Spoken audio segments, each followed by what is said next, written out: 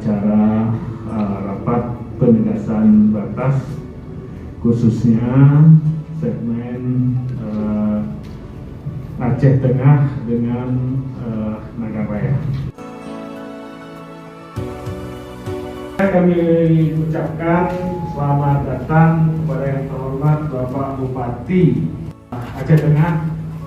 Ini juga senior saya ya.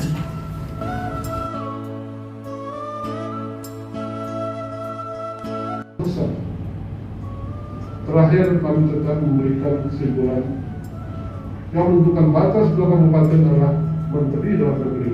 Ini kami katakan Menteri Dalam Negeri.